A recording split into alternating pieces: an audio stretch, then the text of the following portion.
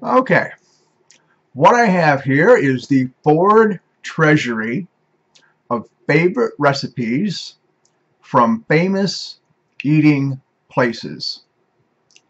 And this is much more interesting as a piece of Ford Motor Company ephemera than as a recipe book. This is a really interesting book. If it doesn't sell, I will be happy to keep it. This is a pretty cool book. I would think people into Ford would really like to have this. My notes on this: Ford ephemera, the Ford Treasury of favorite recipes from famous eating places, published by Simon and Schuster. It's copyrighted in 1950 to the Ford Motor Company. Um, Portions of this book are reprinted from Ford Times and Lincoln Mercury Times.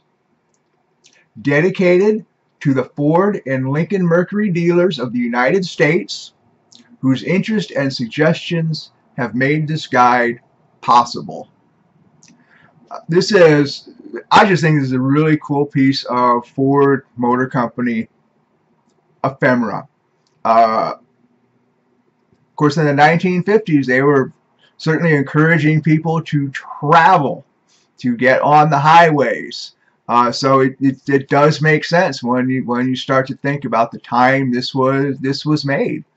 Um, the dust jacket is especially cool.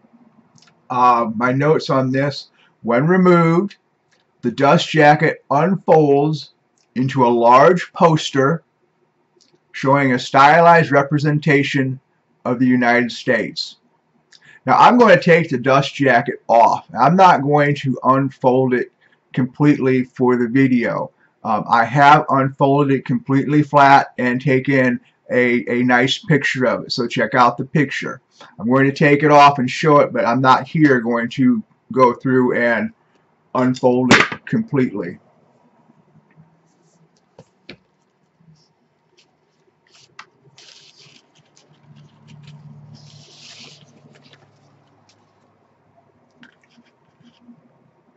Okay.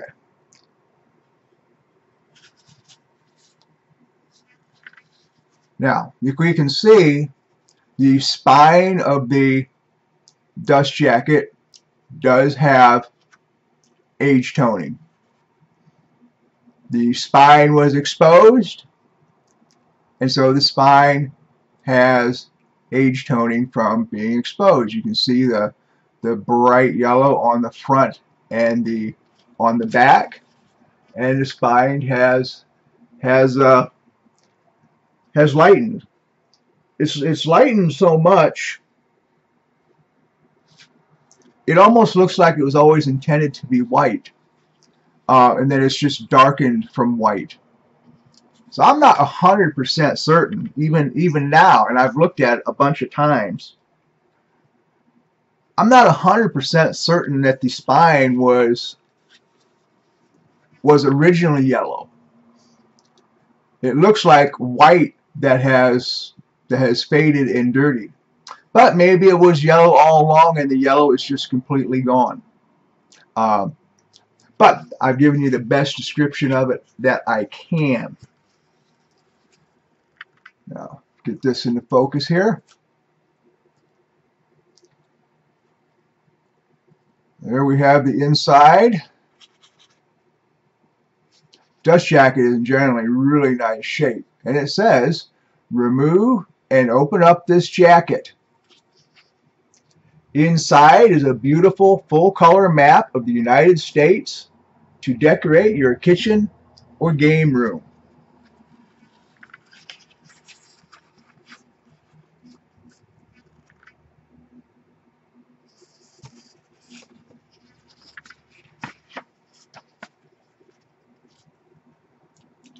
And you can see the flaps.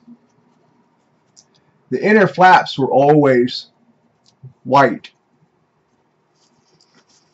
which is another thing that makes me wonder, well, was the spine white and just has dirtied from age toning, or was it yellow and is the yellow gone?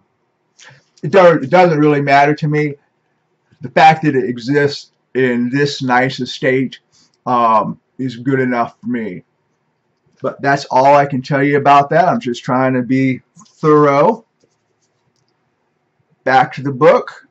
The book itself is pretty well decorated on the front cover. It's carrying the yellow color palette.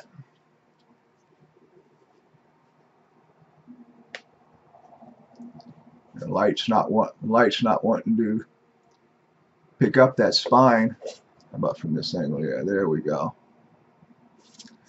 Further notes. This is a hardcover with a nice texture and design. And the book has graphically strong end papers. Really impressive. Yeah, the end papers on this are really nice. Really nice end papers. And the rear end paper matches the front end paper. Many of the famous eating places are represented with paintings on the top half of the page. The artist is identified in each instance, and there are a large number of paintings depicting the restaurant on that page. The lower half of the page identifies the restaurant, provides a short description, notes the location, provides the recipe. Some of the restaurants are just shown by illustration or sketch. So let's look at some of the pages. Okay, these two restaurants are illustrated by illustration or sketch. I take that back. This one is a painting. This one is a sketch. These are both paintings.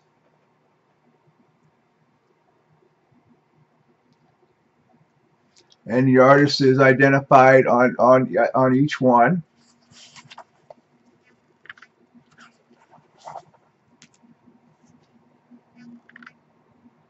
Two more paintings. So the interior illustrations are interesting by themselves. There's quite a lot of them.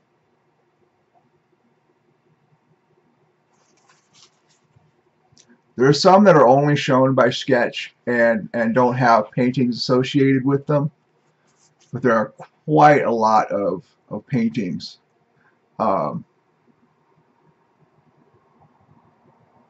So it's a very nice layout, a very interesting layout of the concept that they're going for here. My notes on condition, I said pretty darn good. The dust jacket. The dust jacket, all things considered, is in fantastic condition. I've taken pictures of it. You go check out the pictures. There are 3 very small closed tears on the dust jacket, and they're only visible as you unfold the dust jacket. The way I've written it is that they're only visible when fully unfolding the dust jacket. Because they are closed tears, not open, they disappear when the poster is laid flat.